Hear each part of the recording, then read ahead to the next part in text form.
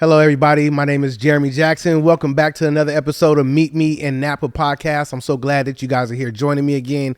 And I'm grateful for all the, just people who have been reaching out, excited about the content that we're creating here and for the Napa Valley.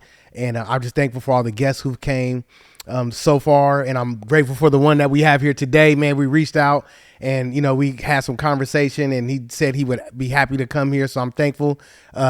Jermaine Dante Burse. That's right. That's right. All right. Jermaine Dante Burse. And if you're laughing about the way I said that, it's because it's behind the mic conversation. But anyways, I have a special guest here, an artist, a father. That's right. Just a man of the people.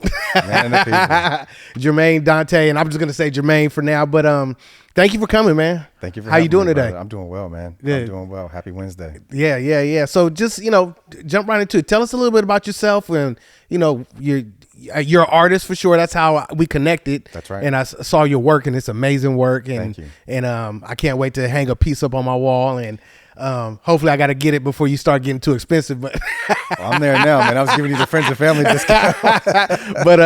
but yeah. So yeah, tell us about just give us a little bit about yourself, your background. I will. Thank you. I appreciate the intro. I got to you. take you on the road with me. Yeah. I've been a critically acclaimed fine artist for 11 years now. Mm-hmm. And the road it hasn't been easy. Just like starting anything, but it's been a blessing. And I started, art has always been a passion of mine since I was a child. Uh-huh. But when you're 5, 6, 7, 8, 9, 10, 11, 12 years old, you don't necessarily know what the future has for you. Right.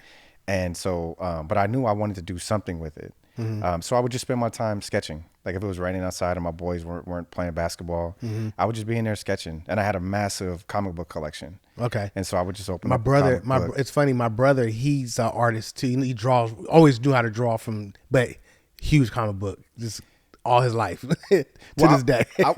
I was gifted 2 cardboard boxes full of comic books from my auntie at that time's boyfriend. Okay. And him and I actually would just sketch on a random like afternoon or Saturday. Uh-huh. And I just fell deeper and deeper in love with it. But I just didn't know what I wanted to do. Like sports was my main, focus, and I was relatively good at basketball and sports. And so that was the focus. That was what I wanted to harness all my energy towards. But when I was in class and I was bored and I'm listening to the teacher, I'd sketch because there's no social activities around art. It's a very individual thing. Yeah, it's a right? solo sport. Yeah. It's a solo sport. And it's when you have the talent, and we're all creatives, right, in our own mind. But when you have that particular talent and you're sitting at that sketch, table or anywhere, and you have that piece of paper and you have that pencil or pen, there's no feeling. It's such a therapeutic experience, even at a young age. Yeah. You just want to continue, as well as the idea that when I start something and finish it, I can now share it with a family member. Or I can share it with the girl I have a crush on in a class. Like I could share it with people, and it creates like this excitement, right? And so just like creating anything, I just wanted to continue to do that. Yeah, I get jealous of you guys. The guys that had, was good at basketball, or you knew how to draw, or you could sing. I'm like, I never got those gifts to get the girls. I just had to just talk. Yeah, but I got good at it, but I'm like, you know what I mean? It's like, man, I just wish I could sing or had green eyes or something. You know what I mean? Oh, I wish I was too. My mom has blue eyes, and I was like, damn, that bypassed me. And then my son has like hazel eyes, and it makes me even more upset when I look at him because he's so handsome. And I'm like, damn, so you mean it just jumped me? It just jumped you. And it went to him? Yeah. But I'm glad he got him. Yeah. So we discussed earlier. You were saying that you actually spent some years in Napa. What was your journey like coming to Napa? What how old were you? What were those years, and what were you doing? That's a great question. So my parents moved from Vallejo when I was about 12 years old. Okay. From Vallejo to kind of the Rancho area, but our backyard was American Canyon at the time. Okay. And to paint a kind of a picture, no pun intended, American Canyon didn't even have a zip code. Like it was it was older homes, and they didn't have like any new developments. They only had 2 middle schools, I believe. And so gradually over time, now American Canyon is this beautiful city. But at the time we were bused.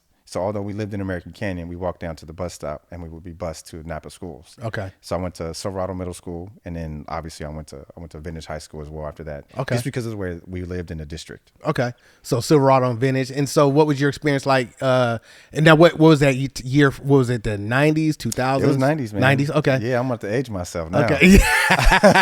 But it was definitely 90s. I'd say I was in school in Napa from, 93 to 90, 98. Okay. How was your experience? How was that experience for you? It was really cool, man. I don't really have, I do have a bad experience. We can get into that later. Yeah. We don't have to, but it don't matter. Yeah. But it was cool for the most part, man, because all of my boys that I played sports with, Little League, basketball with, we all lived in a really awesome close-knit community. So we would all take the bus together. Okay. And so we would just hang out on the campus together, and then you just kind of venture out and you start meeting other folks too as well. Right. And that was a cool experience too, because we were all accepted and we all play sports, whether it was football, basketball, or baseball. And we just had a close-knit group of friends. And to be honest with you, some of my boys we talk to almost every day. Yeah. To this day. Yeah, it's like a fraternity without actually being in a fraternity. So I want to kind of, document the journey. So you had, you experienced high school, you leave. So what, did you go off to college? Did you were you doing art right after high school? Like what were you doing right after high school? I went directly after graduating from high school to college. Okay. So Chico State, and I played basketball.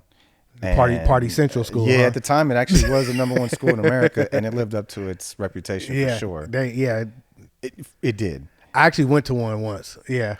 I didn't go to college, but I went to the party. Well, everybody would come up, right? Yeah. Everybody would come up, whether it was Halloween or Labor Day weekend. Yeah. Everybody would come up because they knew they would have a great time. Yeah. We just lived that great time all the time. Yeah, this ain't that kind of podcast, so I won't share that story, but go ahead. That's a whole nother podcast.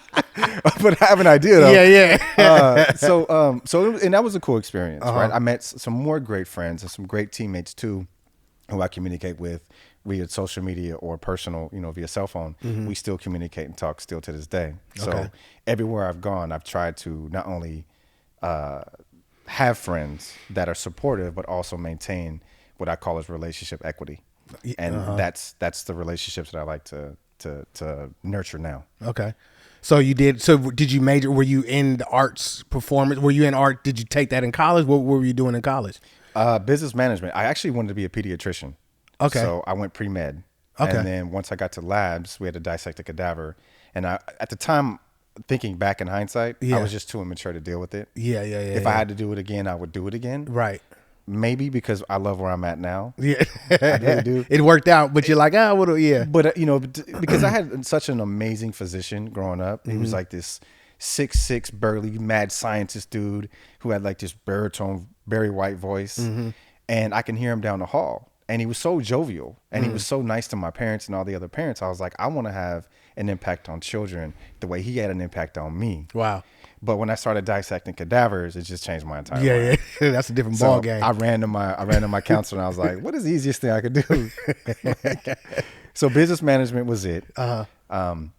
But at the time, though, I would still sketch. So occasionally I would draw comic book characters and things, and I would show them to my roommates. Yeah. But in my mind, having a career, like a high-level professional career, that didn't exist to me. Right. Now, do you feel like it didn't exist because you thought it was, you just didn't know how to get to it? Or was it like, you probably never seen anybody do it? Or why did it not exist now that you, in hindsight, looking back, what do you think? A little bit of everything that you just shared. Okay. Right. So at the dinner table, my family wanted me to do art, but it was primarily like go work for a company. Right. And after doing just a little bit of research on how that goes, I didn't necessarily want to spend all my days in some cubicle. Not that I'm like not glorifying animators, because I love them. Right. But I didn't want that for myself. Right. I wanted to be more of a freelance individual, and I just didn't have the know-how. Okay. So I just let it go. And I didn't sketch really that often or paint in between the years of 18 years old and 33 years old. So from 18 to about 33, you didn't? I didn't do anything. Okay. Really. What was the drop off? What is like, was it just like life took over, like real life adulthood? And then, because that does happen, right? You have these passions and dreams when you're young, and then it's like, okay, now I got, maybe some people have kids, or people graduate, they want to go to college, or they got jobs, and they're like focused on chasing money. They let those things go. What was that journey like for you? Well, I got home from college, and I realized after not living with my parents, I didn't want to live with my parents. Like, I wanted out of here quickly, so I wanted to get a job and work. Okay. And so I ended up getting a job, meeting someone, we moved in together, and then I had a child at 23. Okay. So then I had to take on whole new responsibilities at that time. So I didn't even think about art. I mean, I still had a passion for it. I still love watching Disney movies and animation. But for me, my main focus was to provide a roof over my head, my little girl, my girlfriend at the time, as well as, just make sure that we had food in the refrigerator. Right. So art to me seemed like something that was more on the amusement side of things when I needed to be a little more serious about things. What I didn't realize... That was really your girl saying, you need to get a job. I mean, yeah, right? But the pressure should exist. Yeah. No, it should. I know. No, but that pressure should exist because now you have a mouth to feed. Right. Now you have someone that relies upon you 1,000% to provide for them. And so I had to take it serious. Right. And so you have to essentially, at least I thought I had to, put all my dreams on the back burner in order to focus on that because that was my new reality. It wasn't until later on that I realized that you can actually balance both if you really want to. Yeah. So, we spoke, you touched on like about your journey because you got reconnected back to Napa, right? After college. Was that right after college or was that after the baby? When did that start to take place? It was a little bit after I had Natalia, my daughter, because I was working these odd jobs, like these really weird jobs. And I just was incredibly unhappy. And my unhappiness started to translate into drinking after work, which translated into something we could talk about later. Okay. But it really affected my ability to focus. Yeah. And so what I did was I was like, okay, well, I need to work more than one job in order to continue to provide because one just wasn't cutting it. So what I did was I ended up becoming a banquet bartender. And so I would work banquets on the weekends. Okay. And so because I still had this drive in me to do better and be better, I then went from a banquet bartender to a lead bartender to food and beverage director. Okay. But as I realized, though, as the more I was ambitious in getting these higher level positions, I was just putting myself more and more deeper into that field of work that I didn't necessarily think and wanted for myself. So when I would walk around the resorts that I was working at, and I see the guests walking in that were pulling into these nice cars and seeing paying $1,200, $2,500 a room, and these banquets that are costing tens of thousands of dollars. I said, that's got to be me one day. Yeah, like I can't just work for them or work in a space where they are. I want that for myself. And so every day I was on site at work, I would just be like this dreamer. Like I would just like be dreaming of what it would be like to walk in and stay at the cottage and not have to care about how much it was going to cost me. Yeah. I just didn't know how I was going to get there. Right. So, and these were in the valley. You were working for places in Napa. Yeah, like Carneros and the Ondas, the Ondas now, but it was a Via when I first helped open that up. Okay. And then River Terrace Inn and Barnasono. Okay. And then the French Laundry for a little bit. Okay. Oh, French Laundry, huh? Okay. Yeah, it was a cool experience. Yeah. Cool. I actually know one of the chef with a couple guys that I met there, but yeah, it's a cool place. I still haven't eaten there yet though.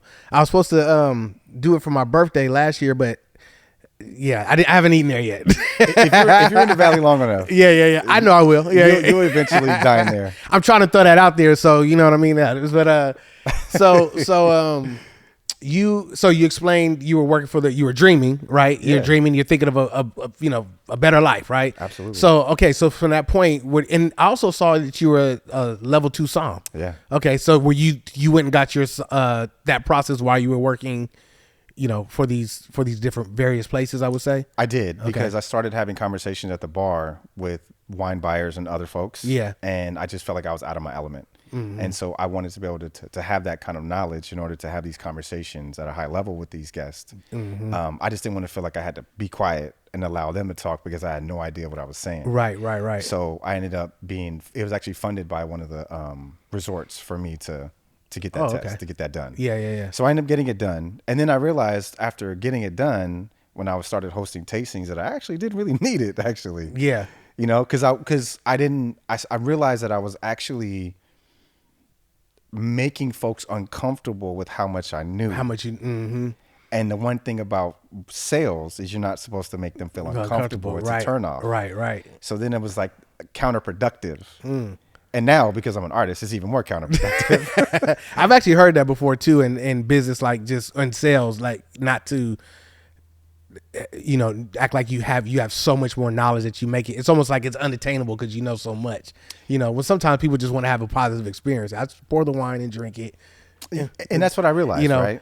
You know, ask them one of the a lady that I know who pours, and she would say one of the methods she would use is she would just pour it and she wouldn't explain it. She would ask them, "What do you smell?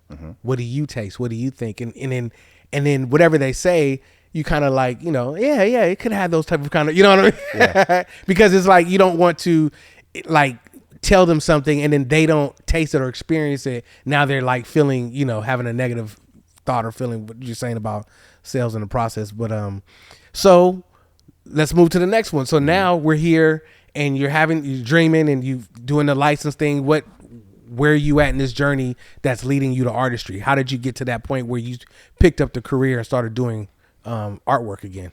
Yeah, that's another great question. I would say that this is now the chapter of sobriety for me. Okay. Because between the years of me getting a job and having my first daughter and being on my own, I really had started drinking heavy. And it didn't start out heavy. You know, even when I was in college, I didn't really drink a lot. You know, I would drink when we had parties or if I was going to a party, but I knew how to stop. Right. I mean, of course, because I played sports, so you can't show up to the game drunk or practice and stuff. But also, I just had more of discipline at that time. But if you understand chemical dependency, it creeps up on you. So although your intentions are to become that, it's very possible that you do become that over compound interest of doing it every day. So where I thought I was just having a drink after work to kind of calm my nerves and relax, I was actually becoming an alcoholic over a period of time. And so as my body became what I would consider immune to the amount I was consuming, I needed more and more and more to get me to where I was going, which is essentially to alter my reality. Right. Yeah. So then it went from a beer at night to a 32 ounce beer at night to a 211 to vodka. I know. Look, that gave me the chills. I know. I remember those. I know. If I think I tried it one time and I was like, I'll never drink this again. I was like, yeah, that was 211 was off the hook. If I think about it hard enough, like I'll make myself sick. Yeah.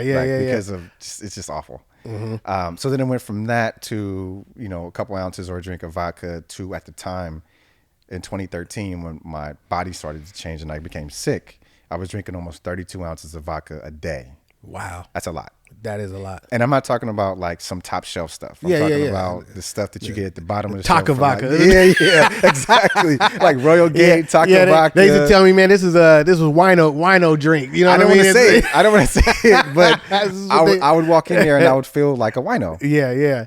But I needed it, and my body became dependent upon it. So now it wasn't an option for me to stop. And I didn't learn this until later on after sobriety, that you can't just stop cold turkey, right? If you've been consuming it at a high level, your body body goes into shock. It goes into shock, and it becomes so dependent on it that if you stop cold turkey, there is a very high chance that you can have a grand mal seizure and essentially die, right? That's what the general population, I feel like, doesn't know about it. That I learned about it because I did stop cold turkey, and within 24 hours I had my first grand mal seizure. Oh wow! That I had never had before. Wow! So then I'm sober for 30 days, and then convinced myself that I can socially drink at that point. I was like, oh, I'm safe. You know, I could socially drink. I've been sober for 30 days. Well, I went right back into the habit of it. Into the binging. And so then you have another couple of years of me just killing it, and then my body started to change. So I started to see physical changes that I knew weren't right for me. Right. You know, like massive stomach pains and stomach aches and just changes. You know, my eyes were yellow. It was just a lot. Right. Yeah. And so what really came to like the straw that broke the camel's back was I woke up with like an excruciating stomach ache, like unbearable. So I go into the ER. Actually, I call my physician. And he runs some tests and he goes, hey, let's take some blood work, go home, we'll call you, let you know. Maybe it's just indigestion. Yeah. I was like, cool. That's best case scenario. Yeah. So he ends up calling me back 10 minutes later. At that point, I've gotten home and poured myself a drink, right? Because I'm chilling for the day. And he's like, go in the ER now. Like, don't wait. He called you back? He called me back. He was like, don't wait. We got the blood work back.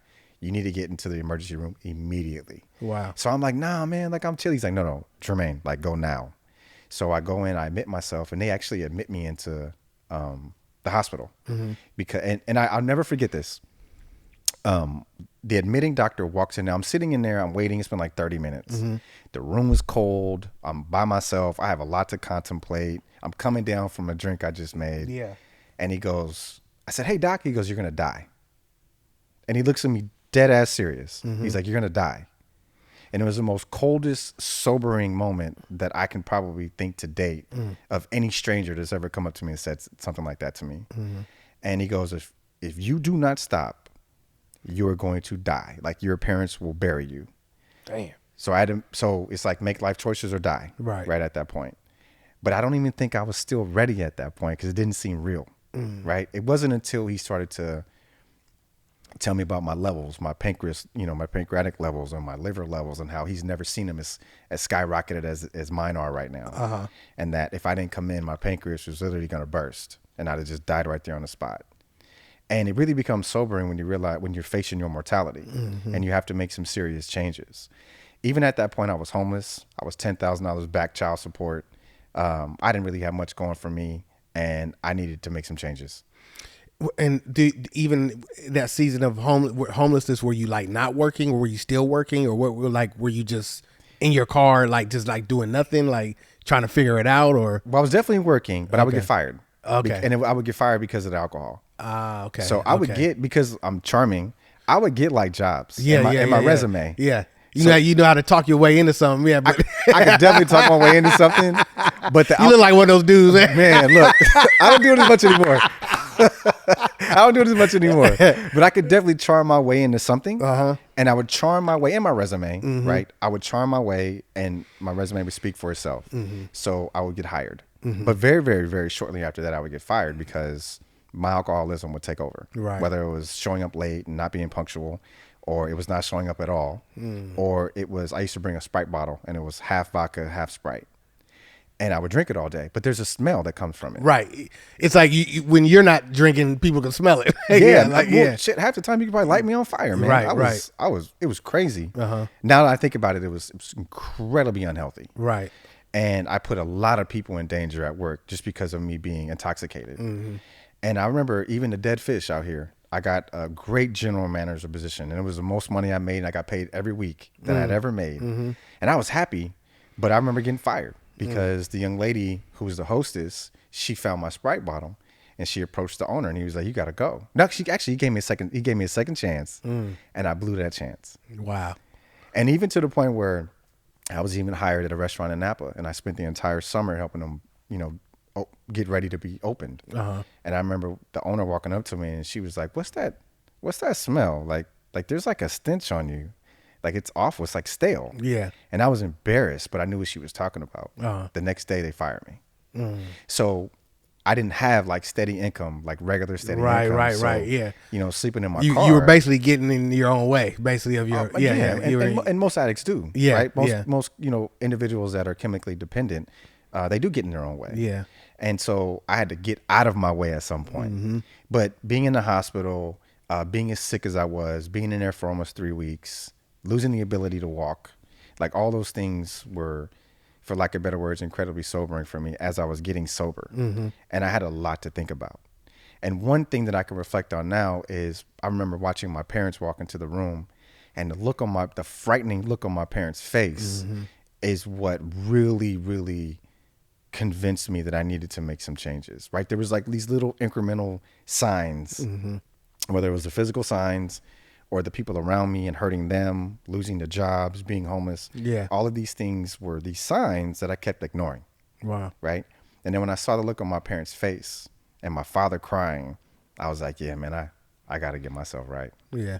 Wow. So yeah, that's amazing. And I'm glad that you shared that because it's important because oftentimes people think, starting out, if they're when they're watching this and they're thinking, oh, okay, grew up in Napa, okay, yeah, he went to college, and like everything worked out perfect, right? But no, it didn't, right? You had years of like some very, very tough times that almost took your life, and you had to overcome that, right? That's right. And you had to not only overcome it through, I think, love, your mother and father, sheer will, but you also had to educate yourself about what you were going through, correct? That's right. Like you had to know, and I think oftentimes when people are dealing with whether it be chemical dependencies or whatever their issue is, educating yourself about the actual thing is part of the healing process, right? It's not just, I'm not going to do it no more.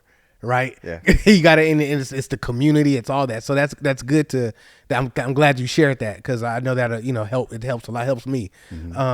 So at that point, you see your parents, you decided you're going to make a change. What happened next? You got out, was there a surgery? Was there what happened when you get out the hospital, and what happened after that? Yeah. So 3 weeks later, I was able to get out of the hospital.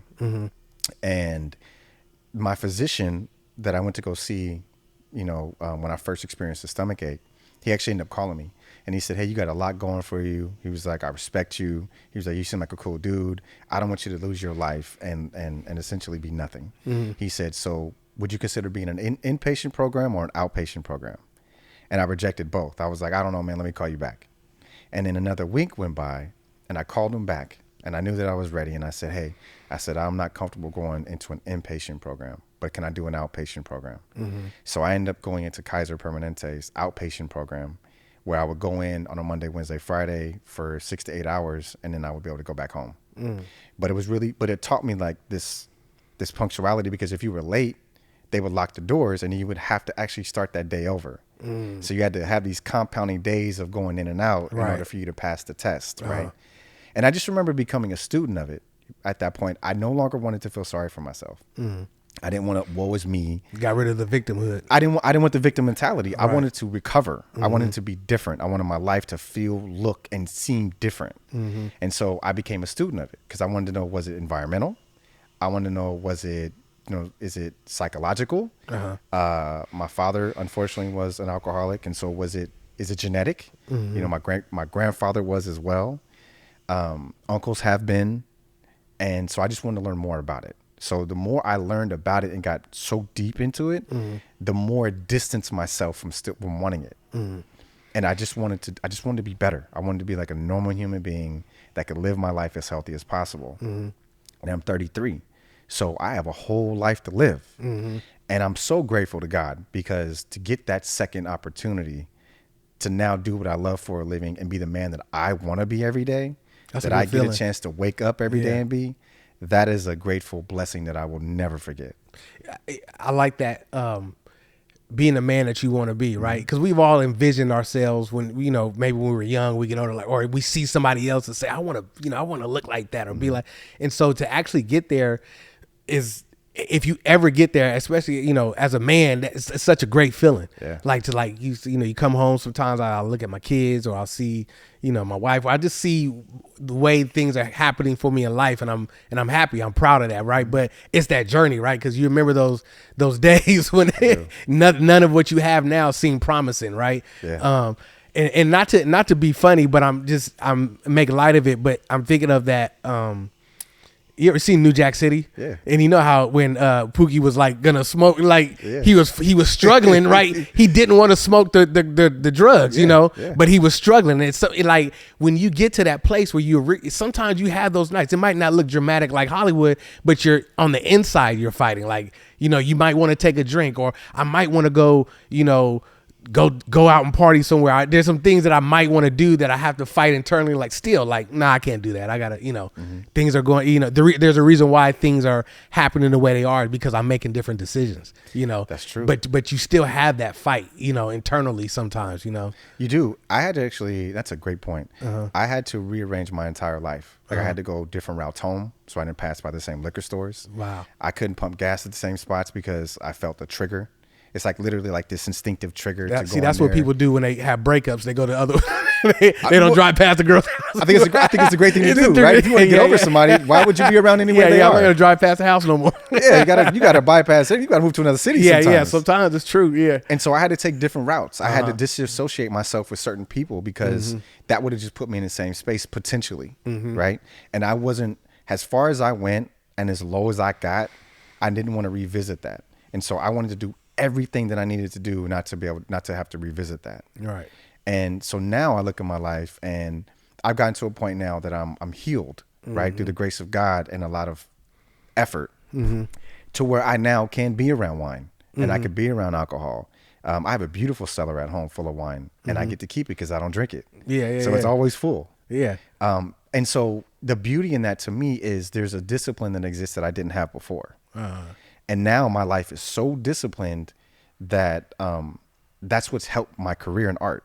That's what's helped me become the man I am, is because of my discipline. Okay. You know, me working out in the gym 6 days a week, you know, for the past 3 years is discipline.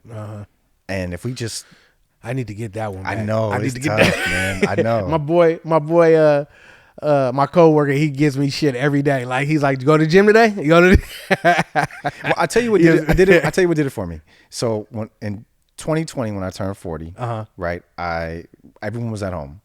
So I had one of the best years. I'm painting. I'm eating a ton of oatmeal cookies.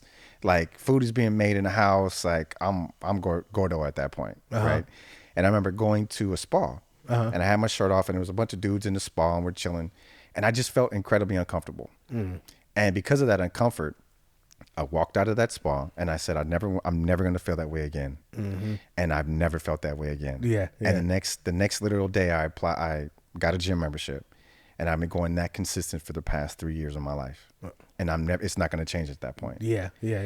And from what I notice about myself is the same discipline and effort that I put into becoming sober is the same discipline and effort that I put in anything else that I have in my life now. Right. I just apply the same logic. Right.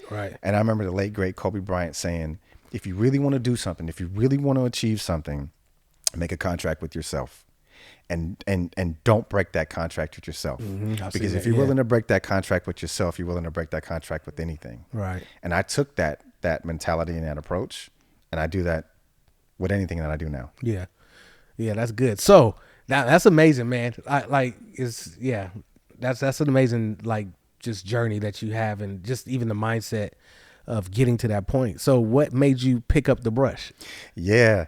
So and I'm sorry, yeah. Are you like a artist where you paint like brush paint, or is it more drawing? Do you have different methods that you use for art, or what type of style of art is it? So it's multimedia. Okay. Right? So, but primarily painting. Painting. Okay. Painting on canvas. Okay. But there's a process where I sketch the image and then I go in and I paint it. Okay. Right. I'm simplifying it. Yeah. But I am a painter. Okay. So you're painter. So what made you pick up the brush? So I decided that I wanted to get closer to God.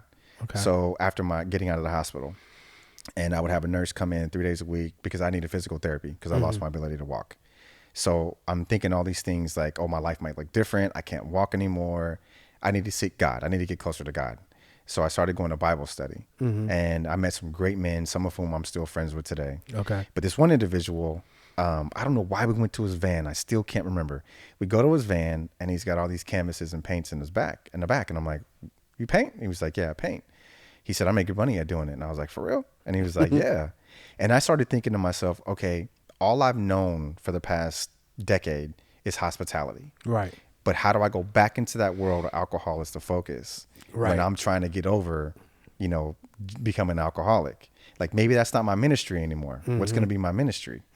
So I ended up going to Michael's, and I didn't have a lot of money, man. I had like $40 to my name. And I put gas in my tank. I go to Michael's. I buy $20 worth of materials. I go into my car and I paint my first little portrait. It was like a Doberman Pinscher. There was like a Doberman Pinscher that was chilling in the yard. And I go to a Juneteenth party or festival and I sell it for $75. And I was like, bam, holy smokes. Right there, huh? like I just actually made money off of my creativity. And you love to do it? And that was it. Yeah. And that was it. So then I took half of that money from selling that painting, and I went back to Michael's and I bought material, and I would just rinse and repeat. And I would rinse and repeat. And I was able to finally get my family into a townhouse in Vallejo, and I would just paint in the living room. And so the genesis of me getting into painting was this particular individual that unfortunately we don't speak anymore, but he was one of those things where you meet someone and they're in a season of your life. It's heaven sent. It's a God sin. Yeah. Absolutely. I believe in it. It was a season. He came for a season of my life, and he got me into something that now has changed my life and will change my life forever. And I will be forever grateful for that. But that's essentially how I got into painting. And then I didn't even know what Instagram was at that time. I don't know what Facebook was at that time. And what year was this? This was 2013. 2013. It's interesting that was the year that I went into barber school. 2013. Same year. That's how I met my guy, and Yeah, it brought me out here. You know what I mean? You said that last night. Yeah. So that's sometimes that we got. You don't know what's gonna formulate years after a relationship that you meet with someone, but yeah. No, I always say if you want to hear God laugh, tell him your plans. Right? Yeah. And I reflect on that quote a lot because you have this vision for yourself. Like I wanted to own a restaurant. Right. I thought I was going to be in hospitality forever. And my life has pivoted 365 degrees and I wouldn't change it for the world. Right.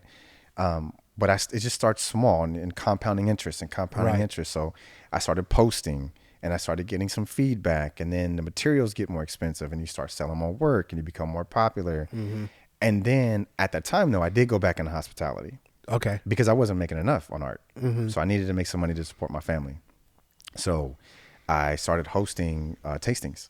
Okay. And what I realized really quickly is that I had this unique space with guests from all over the world to share my art. Now I'm there to promote the wine. Yeah. But I use it as I use it as a conduit to meet these people who would have not ever known I existed, nor my art existed. And I see my career catapult to the next level. Okay. Because it was about relationship equity at that point. Now, were you like putting your art piece in there, or were you just making relationships like, check me out here? Like, that's what it was about. Okay. So when you host these tastings and these guests, they want to know about you, the host, right?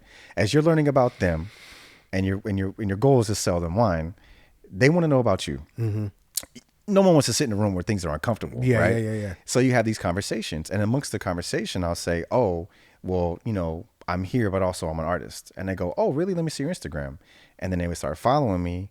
And truth be told, man, a lot of the seeds that I planted years ago, some of them just pop out randomly. Yeah. Like last year, after hosting 2 gentlemen 7 years ago, wanted me to commission paintings for them. Wow. 7 years. Wow. So the impact that you may have had on someone's life, they may not be ready at that moment to purchase a piece of art. But if you create enough mind space, when that time does come, they're going to reflect on that conversation, and they hopefully reach out to you. Yeah, they say, I remember that guy. Yeah. That's dope, man. So you started. You would say you were doing hostings and tastings just for extra income. At what point did this become a full-fledged full-time? Because you say you do it full-time now, right? So how did this, how long has it been full-time, and what transitioned to help that become that?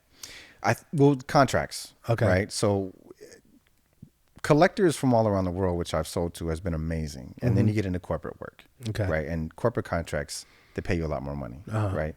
So what I was able to do was gain enough corporate contracts and put away enough money, because I'm not a big spender, where I can budget and say, okay, I don't necessarily need to do this even part-time anymore, because now I'm able to fully sustain myself. Right. I'm at a point in my career where I just have to budget my money, but get out there and hustle. And I don't have to rely upon checking in, clocking in and out from 9 to 5 somewhere. Right. And that's kind of how I strategically went about it.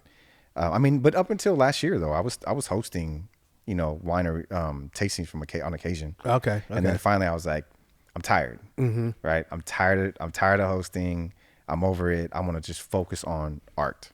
But those corporate contracts allow for that for me. Right. So you said you were sitting like people all over the world, and I don't know if you want to name drop or anything, but just what, like, is it because it's like a word of mouth community, right? Yeah. So the most powerful form of marketing, I would say, and a lot of folks would say, is word of mouth, right? Because they've had an experience with you, right? And because it's been a positive experience, they want somebody else to share that same experience, right? And so word of mouth is going to be your most powerful marketing strategic aim in the first place, right? It should be, you should create an experience with someone that they unequivocally should want to come back to you and or tell their friends about you. And I've tried my best to do that. I haven't always been successful at that, but for the most part, 95% of the time, I feel like people have had a great experience and then they want to share that. So word of mouth, right? Hosting tastings that come into fruition later on, whether someone that's worked for the NBA and I had a great mentor, my boy Travis. He worked for the NBA for 15 years, maybe even more than that. And he actually has introduced me to a lot of people in the that field, the NBA and other places. So I've worked with like the NBA, Moet Hennessy recently at All-Star Weekend. the Four Seasons, West Elm Furniture Store, the Major League Baseball, man, Kaiser Permanente. Okay. I could just keep going on and on. I don't want to name drop, but it's amazing because I've also had celebrities and professional athletes. Okay. And just hardworking individuals, Yeah, man, who I people love. just love hard. Yeah. I love hardworking individuals that are willing to invest in my creativity in order to enhance the experience in their houses or their offices. Like that to me, that means a lot to me. Yeah. They work really hard and they're just willing to support me. Yeah. And invest in me and enhance their life. And I love that. Yeah. Yeah. I mean, yeah, even when I saw it online, when I saw your art, I was like, man, give me a piece, man. Like it just really it was more so like what you were doing was dope, but then I just wanted to be a part of like, man, I got one of his pieces on my wall. You know what I mean? Like you just want to be able to say that, right? You know, I know I'm going to kind of talk about this, but it's kind of like what wine is like black art, right? And I'm saying it, but I hate to say it at the same time because you're an artist, right? It's like when I did in my podcast, it's not it's just a podcast, right? But we know like the African American culture hasn't been people who were into like buying art unless you were really, really, you know, upper echelon wealthy, right? But now it's really taken a life of its own just where people are more into that, just like wine, right? I'm heading to this Black Vines event this weekend, you know, and it's they've been doing their thing for about 15 years now, right? But it's still new in the world compared to how long everybody else has been kind of into it, right? That's right. And really the only one that I know of on the high end level was Basquiat, right? And so it's nice to see more people in those spaces and they're doing really, really, really dope stuff, you know, and they're thriving in it as well, right? It's not just, hey, I'm trying to like listen to my demo. No, it's like, nah, I'm dealing with, you know, these customers and these corporations and you're doing dope stuff. So it's amazing to watch and see what you were at the NBA All-Star this past weekend. Yeah. Right. I was privileged enough to be a part 4 days of it. At the NBA All-Star Weekend in San Francisco. Last year, I knew that it was going to be here in the city. I just didn't have an opportunity at that time. But I'm a firm believer in manifesting. So I got locked in and I meditate every morning. And I just put it out there to the universe, right, to see if it was in God's will for me. And so I got a call from a good friend of mine, Kyle, and he said, hey, the NBWA, which is the National Basketball Wives Association, you said National Basketball Wives Association. Oh, Wives Association. Yeah. Okay. They are having this beautiful event, and they're honoring Aisha Curry and Nicole Latham, the owner of the Warriors' wife. Okay. And they would love for you to paint live. So I was like, cool, I'll do it. I'll do it in a heartbeat, right? So they asked me what my price was. I gave them my price, and then I called Kyle back, and I said, hey, let's enhance this experience for them. I'll paint a portrait of Aisha and Nicole, and after they receive their award, I'll gift them that portrait. And what that does is it also allows for me to get these like cameo, you know, pictures. Yeah. So that I could promote, you know, what I've done and been a part of. And then I was able to paint live. And the NBWA is an amazing organization, and everyone involved were so gracious and so kind and thoughtful. And I was just really glad to be a part of that. Yeah. And then I was running. So that was number one, right? Okay. And then I'm running on a treadmill and I get this email. And from this wonderful company called Social Society. And they're like, hey, we're co-sponsoring with Moet Hennessy, and we would love for you to be a part of painting live for us. Okay. And we have this activation, and it's at the Four Seasons, right by the elevator, so all the guests are coming out. Right. And so the NBA, the official hosting hotel was the Four Seasons. Oh, okay. So I was like, cool. So I ended up getting the gig. It was like myself and like 3 other artists that were up for it. And so I was just blessed to be able to be selected. Yeah. And apparently Hennessy did like this deep dive into my social media and stuff. And I'm so glad I ain't got no bullshit on there. Yeah, you gotta keep that social media clean. You gotta keep it clean, man. And I was grateful enough to be selected, and it was a cool experience, man. To be able to paint live for 4 days and be a part of that weekend. Okay. It was electric. Did you get to meet any of the Warriors? Or I know you said you met Aisha or Well, I was meeting all kind of people. Okay. Yeah, I was kind of meeting. I was meeting a ton of people from of course, professional athletes, but actors, actresses, a lot of agents. just getting information, getting numbers from them, contact information, so that we can build upon that later. Yeah. That's amazing, man. So was that the first, that was obviously your first of your kind experience in that world, right? Like, well, I worked with the NBA before. Okay, so you worked with them before? Yeah, I worked with them before. Different than being an All-Star weekend, but I've worked with them before. Okay. Yeah, like I painted the official 15th anniversary for the Summer League. Okay. Years ago. Oh, okay. So that was my first contact. And you know what I love about what I do is and I'll mention this quite often, the building of the relationships, because I met this gentleman, Albert Hall, who's essentially like the president and runs the Summer League and NBA. And I met him at a random art show I did in San Diego. And he walks up and he's like, "Hey, my wife and I love your work. Would you be willing to work with the NBA?" And I'm like, "Absolutely." Yeah. And I'm a little green at first, at that time. So I'm like, "Oh, this will happen tomorrow." Yeah. I remember he sent me an email. He's like, "Yeah, slow down. These things take time." Yeah. And that was my first time saying, you know what? He's right. Like, these things do take time. Yeah. And that was a learning experience for me too, and prepared me for working with bigger brands later on, where I know it's a process, right? Like, we can have a conversation, but we need to build upon this relationship, and we need to build trust. It's so funny you say that, because I kind of feel like that even in building this podcast, right? I know there's definitely people that are like, yeah, I'll do it, but let me see what you're doing. Yeah. You know what I mean? And you can't take it personal, right? You can't get mad about it, and it's not like, oh, they don't want it. No, you got to handle it with maturity, because especially the NBA, someone a company a brand as big as theirs, or just people who have worked a lifetime to build these things, they're not going to waste it on. They don't want to throw it away behind a mistake or a bad decision, right? Like, exactly. Man, you let this guy come here and he he has 15 charges of abuse against, you know what I mean? or just, you don't know, you never know. Yeah, so they really, I've noticed that patience in the process of when you're dealing with people who are at a certain level, they're watching. They're waiting, and like you said, it's a process, a relationship building thing. It's not just like you were saying, oh yeah, I'm getting a call tomorrow and I'm working for the NBA. Yeah, I thought that's how it went. Yeah. But in all reality, right? Like, when you meet somebody off the street, are you going to invite them in your home? No, probably not. Yeah. And that's how I look at it, right? Like, these relationships have to be cultivated. These relationships have to be earned. These relationships have to be built, and then when the time is right, right, then they happen. Yeah. And when I always have this mantra where if it's for me, it will be for me. Yeah. If it's not, it won't. It won't. And that's what I live by. Because if I had $1 for every time somebody email me, text me, or call me about a piece of art, let me tell you right now. I think I owe you $1. Let me tell you right now.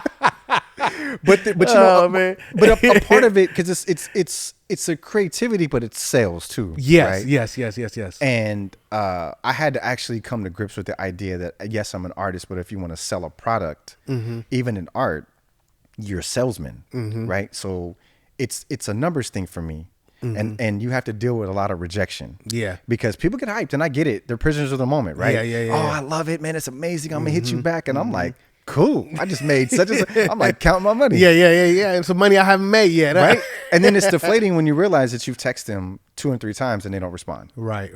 So what comes with that also is letdown. But you have to actually have that letdown fuel you and say to yourself, this is a numbers game. Yeah. Right. I'm a creative, but if I want to sell a product, it is still a numbers game. I need to meet X amount of people. I need to send X amount of emails in order to receive a percentage of that. Right. And that is all learned along the way, because I didn't go to art school. Right. No one has really taught me about the business. And I'm still learning about the business. Marketing. Yeah. You No one has taught me marketing. No one has taught me anything. For me, it's been about reading and really diving deep and obsessing over my craft. Okay. And that's what, if you want to be successful, and you look down the road for any individuals that have been successful, male or female, it's this obsession that has to occur in order for you to reach that next level. If you don't have that obsession, you won't. You could do it. You just won't reach the heights that you know that you can. Right. And we're all born with this creative and these opportunities, and we only have it one time, right? And we have to make the best of it. I just don't think people give 100%. Yeah. I was just talking to my daughter and my son the other day, and my daughter's 21, my son is 16. And she asked me, she said, Dad, I said, so what do you want to do? She said, I want to do so many things. I said, if you do so many things, you won't even see the heights in which you could reach in one of them, because you'll be given a percent of all of them. I said, dedicate yourself to one, like obsess over one and see how that works out for you. If it doesn't work, cool, fail and fail often. Move on to the next. Right. But you don't know if it's failed if you don't give 100% of it. 100%. Yeah. Yeah. Yeah. That's true. I was talking to the kids. I was telling my son, he's plays Pop Warner football, whatever. So he's like, Dad, do you think I'm faster? Do you think I'm better this year? I said, son, none of that doesn't matter. There's going to be somebody faster than you, bigger than you. I said, what's your mindset? I said, you got to take it serious. You know, I see you sometimes I'm watching your practice. You playing with your friends. Now, there's nothing wrong because you're 10. Yeah, right. But are you serious Yeah. about what you're doing? I say you get more serious about when you're out there. Practice time is practice time and play time is play time. I said you shift your mindset from there. You'll be a killer. You'll be a straight dog. I said, but so don't you can practice your catches, which you got to do. You got to do all those things, but with your mindset, and that's true. And I think that's a journey I think that's a struggle. I say for me personally, it's really been a struggle because I didn't take that approach to a lot of things that I did. I just knew I tried to do something that I was good at or something to like get some money or pay some bills. Right. But it was never, I love that or being passionate or putting like a total mindset behind it. And so many times I was let down by the results in several different journeys, sometimes relationships, and so, it's just true. Right. And so, even with this and just things that I'm doing, I took the W set and like one and like I'm gonna do the two, and it's like everybody's like, people that know me, you gonna take the two? I'm like, yeah, but I'm still studying the one because I'm like, this isn't just like getting the number on the piece of paper to say I have it. I want to take this serious. I want to know it. Right. I want to be able to be good at what I'm doing, and that is not even for like any kind of financial purpose. I just want to know I'm in the valley. Like how you were saying before, you're talking to people. I don't want to just feel like I'm left out of the conversation, right? And so I'm just that approach I've been using over these last several years of my life, and I've seen just immediate change in a lot of things that I'm doing or that I've done. So what you're saying is so true. So you were talking about the NBA, and now that you're at this point where you're doing it full time, what do you see for yourself that now that you gotten to this point, where do you see for yourself over the next 5 to 10 years, or just where do you want your journey to go? That's a great question, which I'm currently thinking about, actually. Okay. Not like an exit strategy, but just kind of thinking. I mean, I invest my money. So of course, I would love for my investments to put me in a position where I don't have to pay forever. But you got crypto? Nah, I don't have crypto. Okay, all right. Nah. Just stock market investing. Okay. It's tried and true. Yeah, right. But for me, it's what legacy do I want, right? How far do I want to go? How many pieces do I want to create a year? That's really what I think about, right? Like, do I want to get to a point in the next 10 years where I do like 12 paintings a year? And that's it. That's all y'all going to get from me. Right. Right. Is it a situation where I continue to work with big brands and continue to just kind of monetize my creativity? Do I want to open up a gallery? Do I want to work? I tell you what I really want to do. I really want to open up like this universal art space for children, and young adults. Because when you go through art school, and this is not knocking any art school. I'm not knocking art school. They'll teach you every beautiful technique in the book, right? But the one thing they won't teach you is how to sell a product, right? So you can go through, they'll teach you, silk screening. They'll teach you different techniques in painting and different brushes and canvases and those things. And then you'll graduate and it's great. And then they'll send you off into the world, right? And it's like, well, let's teach these young men and women how to sell this, right? Let's teach them how to work with corporate entities. Let's teach them how to gain collectors, send out emails, newsletters, build a database. Like, let's teach them those things. So I would like to actually put programs in place to teach these young men and women to stay creative, right? Don't lose that creativity. Yeah, don't lose it. Yeah. And also, if you are going to pursue this as a career, because this is $1 billion industry, right? There's a percentage for everybody in this thing. Let's teach them how to navigate and not become a starving artist, but an artist that can live in their dream and pursue their passion and be one of the happiest humans on the planet. Like, that's what I would like to put together. Okay. So are you, you say you like to put it together, but do you think that you're going to actively pursue that, or is that kind of like it's down the road? I think it's down the road unless it presents itself. Okay. Right. If it presents itself sooner, then yeah, I'll take that approach and I'll actively pursue that.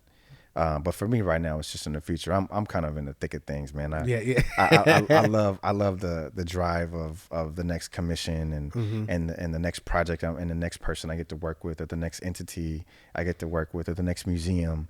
Like I love that right now. Okay. Like it's fueling me right now. So have you been to museums all over the world or all over America? Like what are your travels like when it comes to things like that? I haven't traveled much. Okay. Which is another thing I'll be doing in the future. I haven't traveled much, but anytime I go to a new city, bigger city that has modern art museum or small galleries, I'll go in there and just kind of look around. Yeah. It's inspiration. Yeah. That's kind of like why I asked. Like I want to know what was your like favorite one, or that you've seen thus far in your journey. I'm a big supporter of the MOAD, right? Okay. In San Francisco. Yeah. They took a chance on me this year and selected my Martin Luther King piece to be acknowledged for his birthday this year. And it was a big deal for the community and myself as an artist to honor Dr. King. So I'm a big fan of the MOAD. I'm a big fan of the San Francisco MoMA and the Oakland Modern Art Museum as well. I had what is a really cool experience, man, is I think I want to get this right. I think it's the Academy or the Oscar Museum in Los Angeles. Okay. I think it's amazing. Okay. I had such a good time.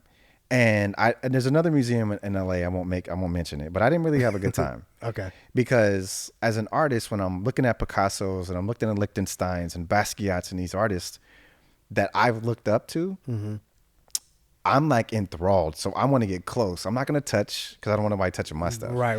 But I want to get up close and I want to They kind of have it roped off and far away where you can't really. But even to that point though, and I had a really terrible, it was a bad experience, man. Like I get it. They don't know that I'm an artist. Yeah. I know y'all knew I wasn't an artist, but I'm walking up and even if I got like a step close, hey, get away from there. And it stole my joy. Yeah. Right. Like, and I get it. Right. Because they have to set a standard for other people coming in. But at least I would have hoped that they would have had an open conversation with me if they allowed it to me be like, hey, I'm an artist. This is what I do. I just want to be inspired. Yeah. I know not to touch anything. But everything, even it was like this room and this young brother, he was like, you want to go in here? And I was like, nah, not after you just told me what I can and cannot touch. That was like your intro. Like, I don't want to go in there now. So I was like, nah, I'm good, bro. Bullied out of there. Like, I'm good, bro.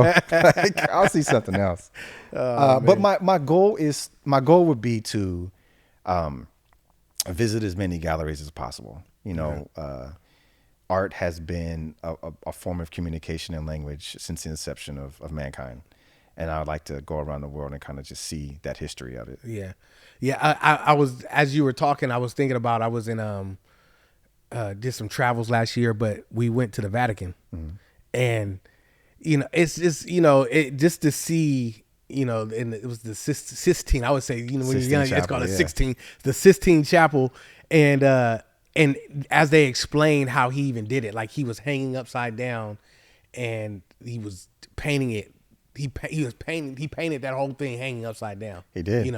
And even got blind because paint was dripping in his eye and, went blind, not got blind, but went blind. Yeah. And when you just hear someone, when you see stuff that old that's lasted this long, you know what I mean? It just really, it's mind boggling because it just shows, like you were saying, art has been, it's really communication. It's communication. And before, there were books with hundreds of pages and thousands of words, people communicated through drawing and marks and different art basically. Yeah, I mean, if you look at the ancient, every ancient civilization has had some type of form of hieroglyphic or artistic mark on their civilization to let the the future know that they existed. Yeah. Right. And so for me, I'm just grateful that I could be a part of it. And my son asked me one day, he said, Dad, I see you paint all the time. He said, why do you do that? And I said, well, for two reasons. I said, one reason is because it's a physical living testament that I existed on this planet. So it's going to far outlive my existence, right? What I left behind artistically.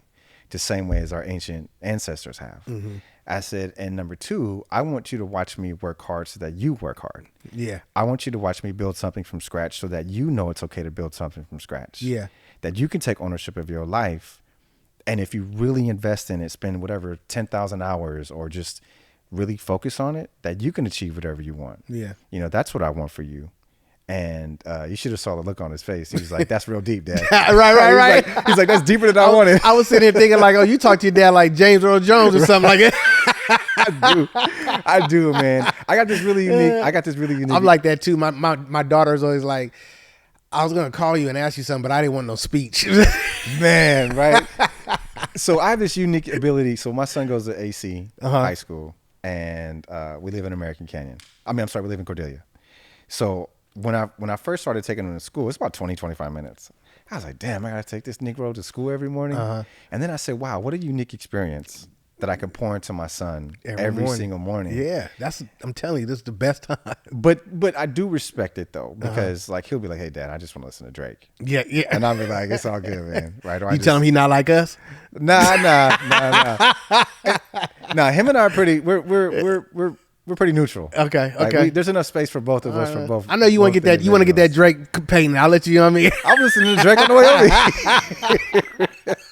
over. Yeah. Anyways, You know, light skin's got to stick together. Yeah. Man. Okay, I get it, man. He got mopped up, but it's all good. It's all good, man. He's looking at his wounds, but he's doing good. Yeah. Can't win them all. Yeah, you can't.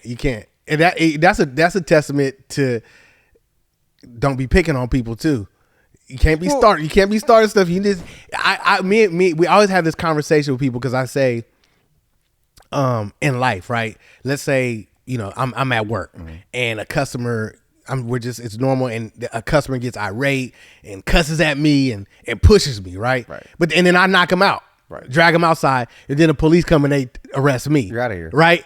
And it's like the people always see the person's response, but they never see the person who started it, right? No. And so it's like one of those things where it's like, you know, kind of, not to get into the history of the journey, but it's kind of like, you know, Drake kind of was poking at K-Dot for years, you know what I mean? And so he finally got him, and people were like, oh, that's overkill. He's just doing it. I'm like, well, you can't measure my response to, if you start something, you can't think that I'm going to just match where you are. Maybe I overkill so you never do it again. Right. Yeah, sure. And I send a message to everybody else, hey, don't do it to me no more. You know? So anyways, that's my take. No. I would actually like to see them brothers, like reconcile. I think that'll be dope. I think how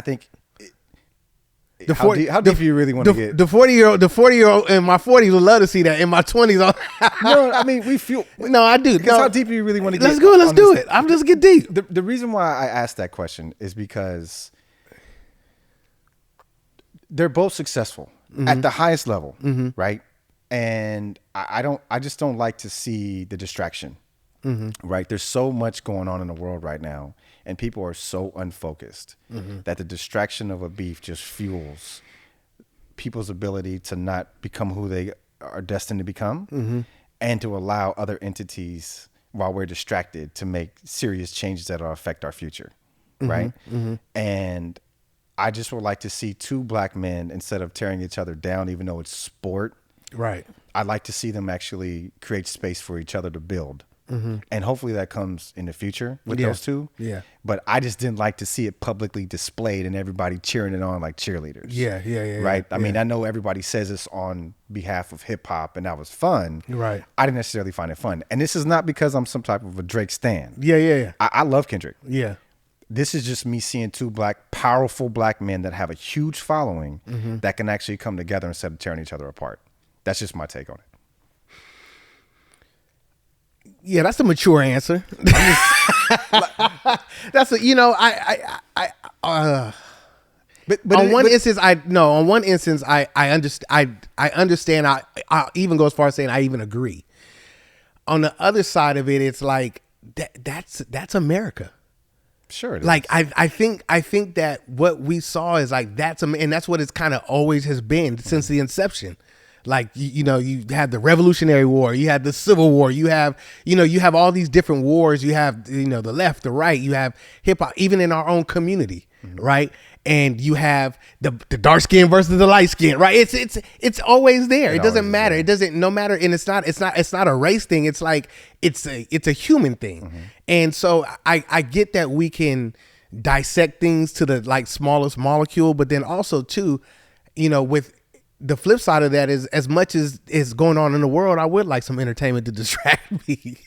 You know what I mean? Like I can't lie about that. Yeah. And I think that everyone's level of distraction, I think that's their own journey. I don't want to minimize what you went through with the alcoholism, but the thing about it is you had to get to a point where you had to make a choice, right? To not let that overpower you, right? Yeah. And I think that's everyone's journey. So I don't want to, although I do respect and I understand the power of media, the power of, marketing, the power of something, them programming your mind to like a song because it's played on the radio so much. I know that's true, right? But at the same time, that doesn't distract me from what's going on in the rest of the world. I know what's going on. I know what's happening politically. I know what's happening around the world. I understand the things that I care about or that might concern me. I do know. I inform myself, and that's I have to take ownership of that. I don't think that distract me. Maybe the youth, but the youth. That's why youth don't have power in certain ways, because they're easily distracted, right? You got to kind of grow up and have focus on some more important things, right? But yeah, I thought it was fun. I do think that if you want to have my mature answer, because I have a barbershop answer and I have a podcast answer. All right. Of course. So I'm gonna give you my podcast answer. All right. So my podcast answer is this. I enjoyed it. What I don't want to see is I don't want to see Drake's life ruined by it. That's what I don't want to see that. I'm not out to see his, and that's any human being. I don't want to see any, unless you just have done some really, really foul stuff, but there's a justice legal system for those kind of people. Everybody else, I think redemption story is, and coming back from hardships is a wonderful thing. And I think we need to allow it. I think that's what you kind of get as you get older. You get to that stage when you were younger, people actually, it's funny, but you're quick to cut people off for mistakes, you right? Are, yeah. Oh, you did this. I'm cutting you off. I'm not talking to you anymore. But as you get older, you start to understand there's forgiveness, there's, because we've been forgiven. How many times have, maybe it was in a relationship and you asked a girl to give you another chance, or you had to look your mom in the face and you probably had to say some words, and she had to trust that my son was going to make that change this time. I've done it with my own parents, right? I've gone to my kids. Hey, Dad, sorry. Yeah. You know what I mean? And I know I did this or I did that, but let's move forward. And you have to. So I don't want to see his life destroyed. Yeah. But to me, it's like boxing, right? When I see UFC or when I see Mike Tyson get in the ring, I wanted him to knock Jake Paul out, even though he was too old to do it, right? But you want to see that, and I want it to stay in there.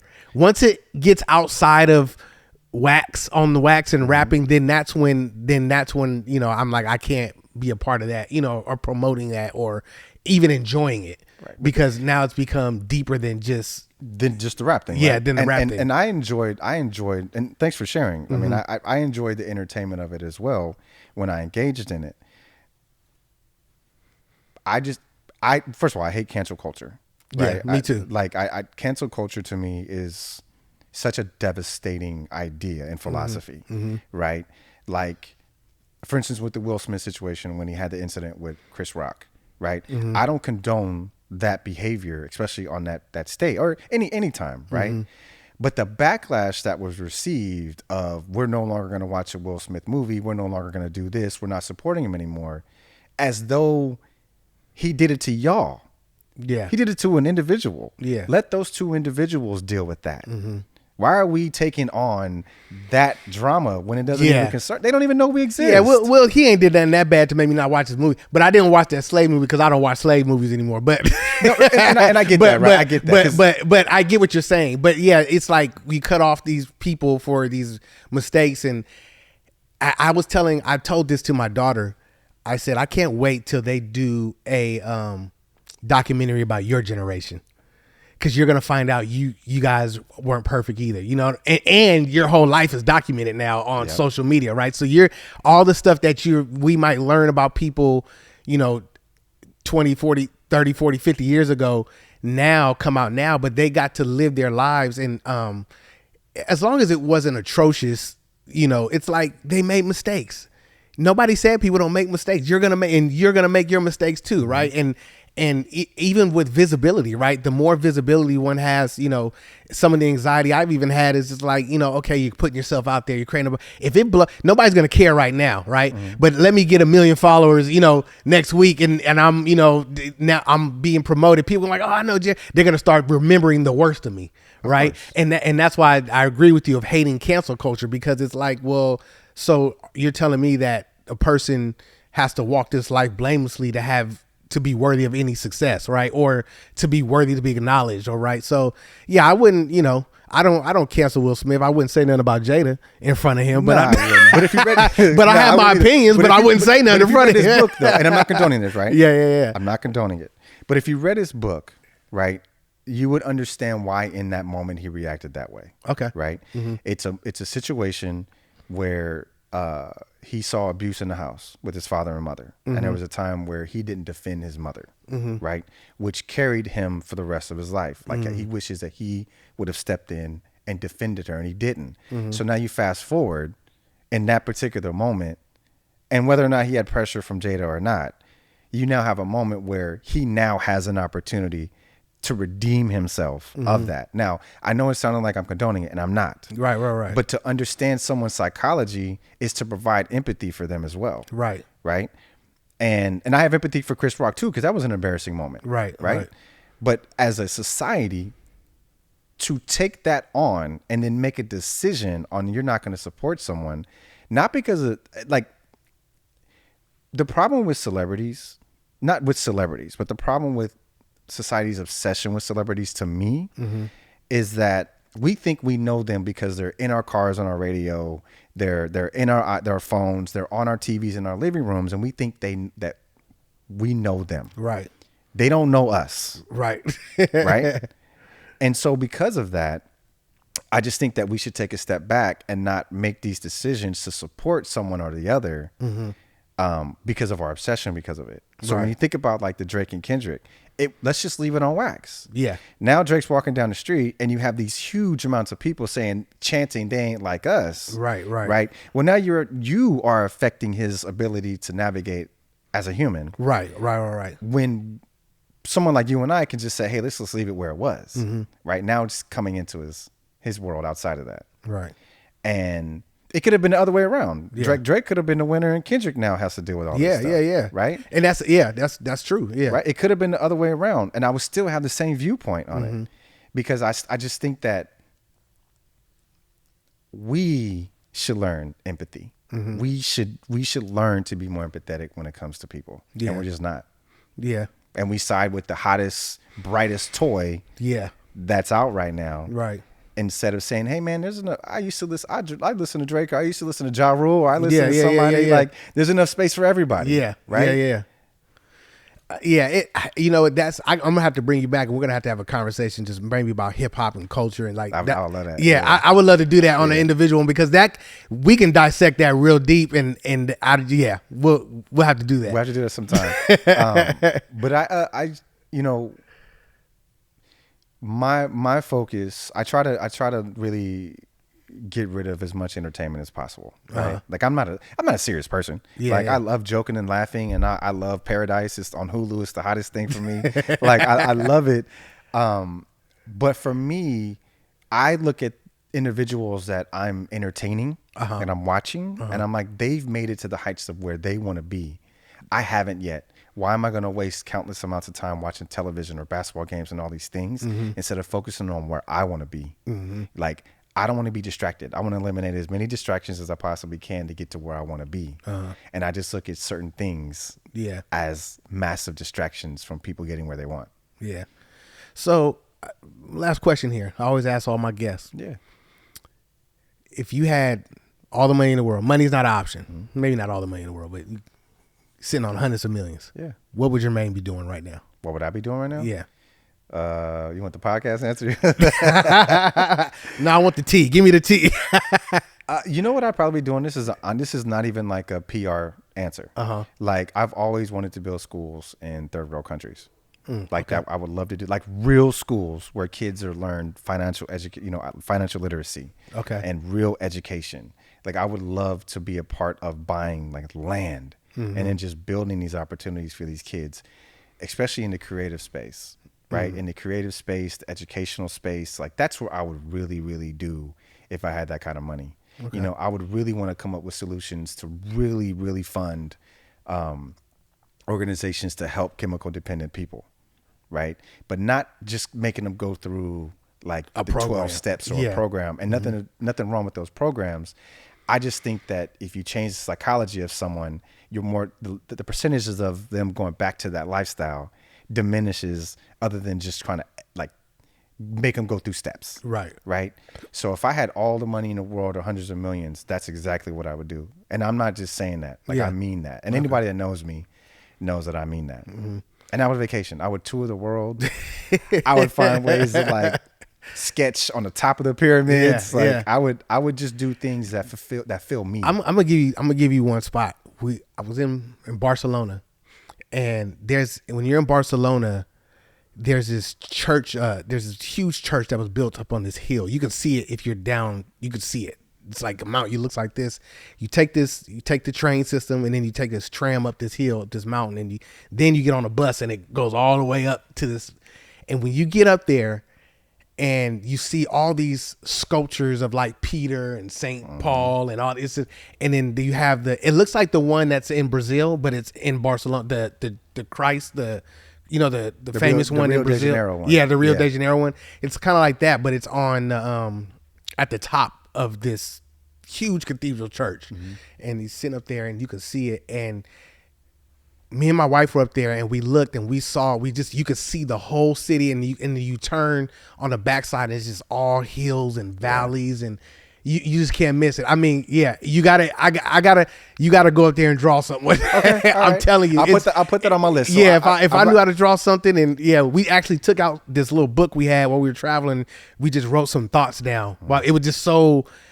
It was so captivating, so awe-inspiring just to be up there. We wrote these words, and we said a prayer over it. You know what I mean? It was just like one of those moments, and you could just see everything. Let me ask you a question. First of all, I want to hear your answer, but before I hear your answer, I want to ask you a question. What do you think has been the most, or let's just say top 2 most defining things that have ever happened to you, like that have shaped for you to become who you are right now? Oh man, I thought I'm interviewing you. Yeah, but I'm curious though. I'm curious because I want to share something, but I want to ask you first. Top 2. Or if you have just one. I mean, I would definitely have to say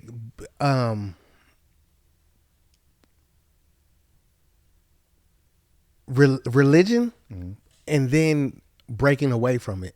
Okay. And I could go deeper into that, you know what I mean? But that's a very long conversation. Okay. And a very long journey. But that's one, and 2 would be traveling. Okay. When I traveled the world, and went to Japan, and went to as in Thailand, Portugal, went to Italy. We just all these different places, and to see it at one time, it just changed my whole perspective of like how life is at home, how life is abroad, even how we go about life here. Right.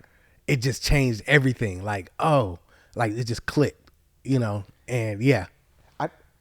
Thanks for sharing. Okay. I probably say I have 4.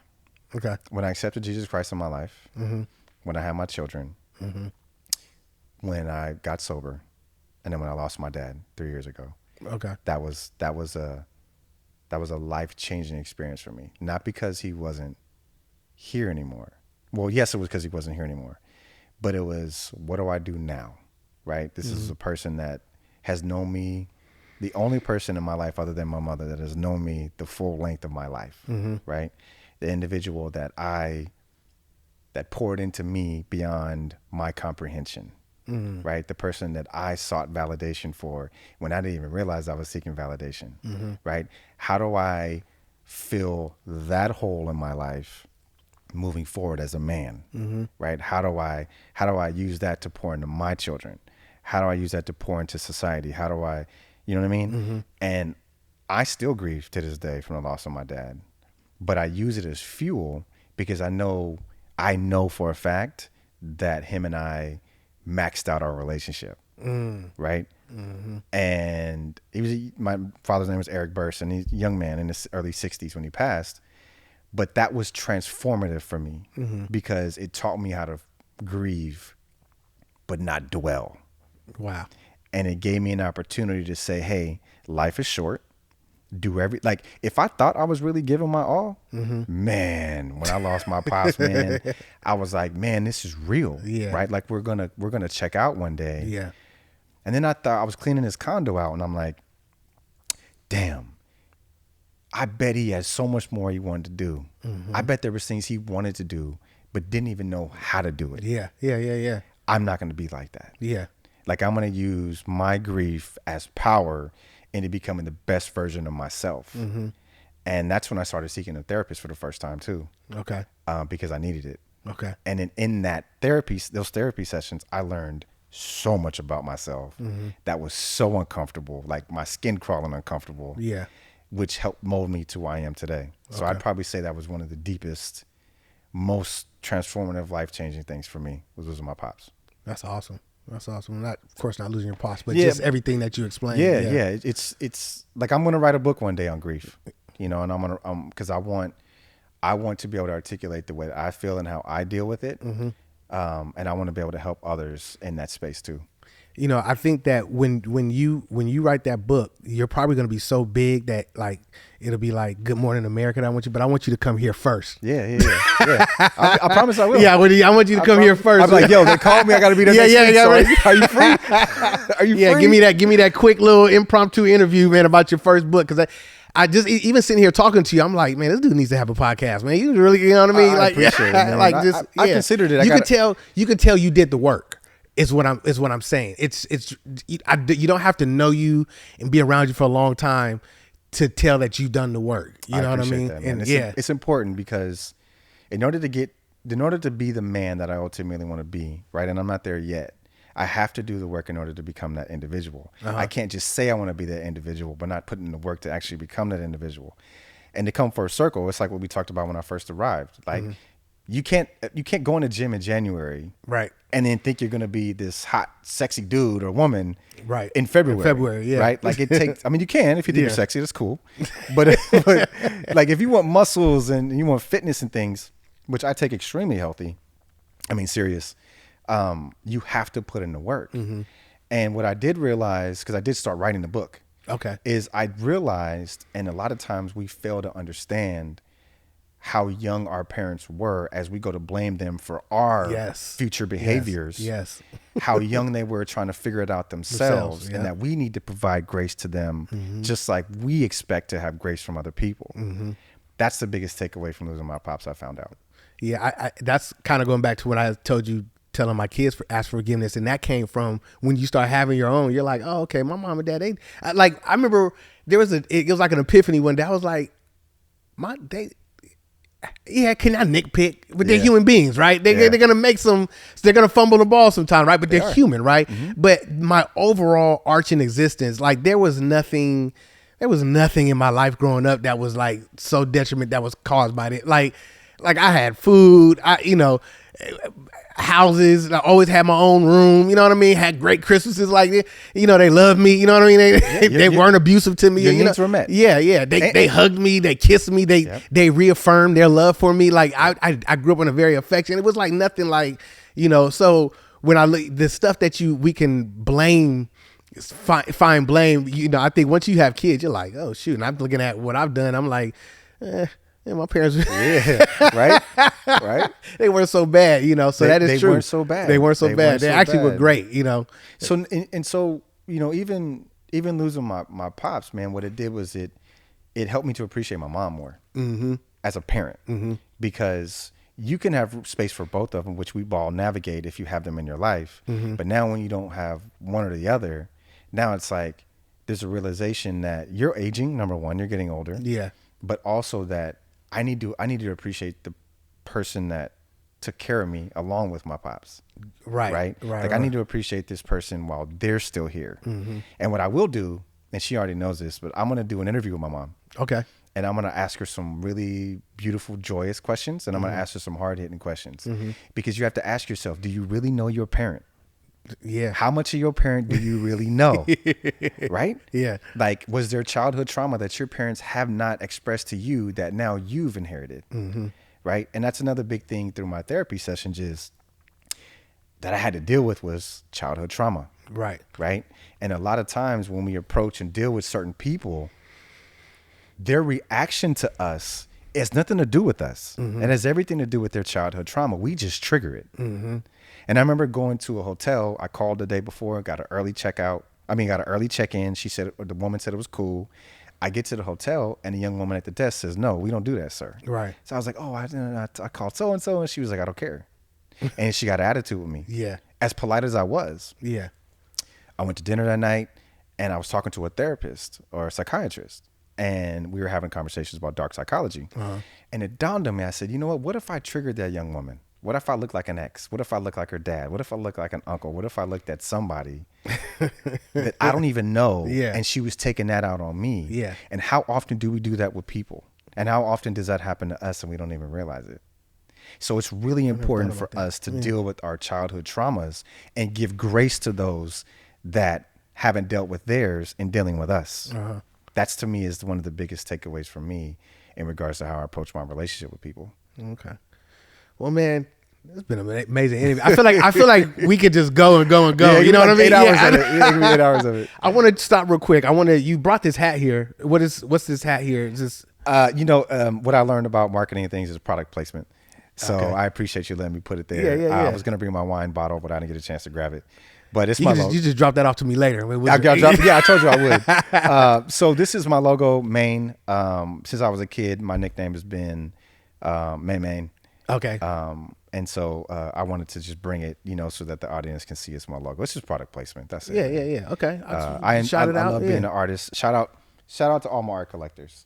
I wouldn't be who I am today if it wasn't for the support of my friends, family, children, and my art collectors. Okay. Like they mean the world to me. Yeah. I owe them everything. Wow. That's amazing. So I just want to thank you again for coming, being a guest on. I mean, I'm so gracious. I'm so humble. I always tell people, I tell my guests in this first season that I'm doing that you guys are my most important guests. Right. I don't care if I land the biggest name years to come.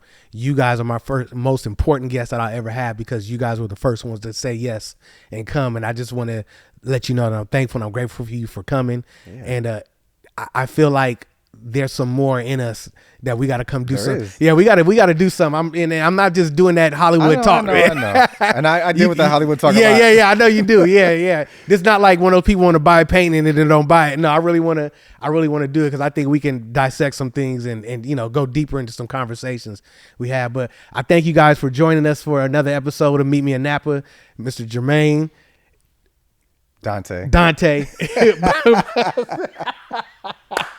Jermaine this is the Dante. Same gentleman that wants a painting, right? Yeah, right. I want to paint it, right? But I'm thankful for you for coming. I'm thankful for you guys for joining us, and we'll see you on the next episode. Let me say something real quick. Yeah. I really appreciate what you're doing. Thank you. Right, and I told you this on the phone last night. Like to take that first step, to get the equipment, to be in a space, to work with someone that provides a space for you. Like that's important. And for you to be navigating as a black man in America and a black man in Napa Valley and to be successful and to touch lives in the barber chair and to now be touching lives with the podcast, I commend what you're doing and I'll support you 100% moving forward. Thank you, man. Thank you. I appreciate it. Yep. Yeah, I'm excited. We're gonna kill it. We're gonna kill it. You watch Joe Budden, right? I do. That's my Parks. That's your Parks. Yeah. Shout out to your version of Parks. Yeah, that's my Parks. Yeah, you can't see him, but that's my Parks in the back. Yeah, everybody has somebody working in the background. Everybody gotta have a Parks, man. You know what I mean? Yeah. And a team around them. Yeah. So, all right, man. We'll see you guys later. Peace.